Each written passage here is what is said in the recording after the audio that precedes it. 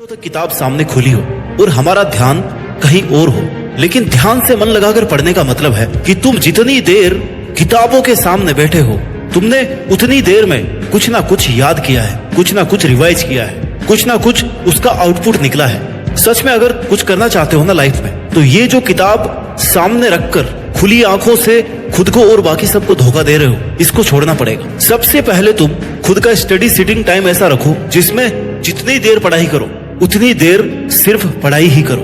उस वक्त लोगों की बातें नहीं, दोस्तों का लालच, ये सब तुम्हारे दिमाग में नहीं आना चाहिए।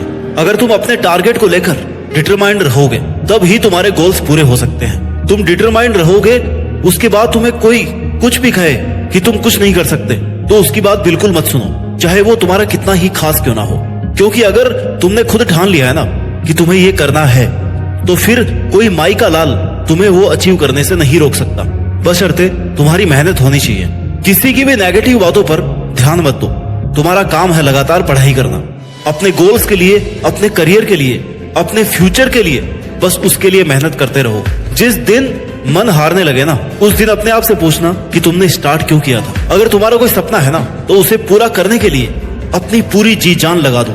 जो लोग खुद कुछ नहीं कर पाते ना, वो दूसरों को नीचे गिराने की कोशिश करते हैं, क्योंकि उन्होंने कभी स्ट्रगल नहीं देखा। जिन्होंने संघर्ष देखा है और किया है, वो कभी भी तुम्हें कोई नेगेटिव कमेंट नहीं देंगे। तुम्हारे दिमाग में बस इतना ही होना चाहिए कि जो चाहिए उसके लिए मेहनत करो, हासिल करो उसको, बस बात खत्म। इधर उधर की कोई बातों पर तुम्हारा ध्यान नहीं जाना चाहिए। किसी भी एग्जाम में टॉप रैंकर बनना कोई इम्पॉसिबल टास्क नहीं है, बस हमारी कोशिश ही ऐसी नहीं होती कि हम टॉपर बने।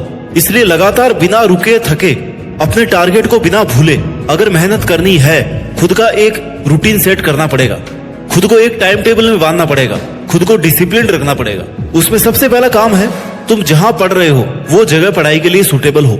आपकी पढ़ाई आपकी सराउंडिंग पे डिपेंड करती है, इसलिए सही जगह का, सही डायरेक्शन का होना बहुत जरूरी है। पढ़ने के लिए अच्छे एनवायरनमेंट का होना बहुत जरूरी है। और अगर तुम अपनी पढ़ाई बहुत भीड़ भाड़ वाली जगह, शोर शराबे वाली जगह कर रहे हो ना, तो आपका ध्यान डाइवर्ट होना एक नॉर्मल बात है। इसलिए जिस टेबल चेयर पर आप बैठ करके पढ़ाई करते हैं, वहां सिर्फ और सिर्फ आपकी किताबें और सामने की दीवार पर लिखा हुआ आपका टारगेट होना चाहिए, जिससे तुम उसे भूल ना पाओ।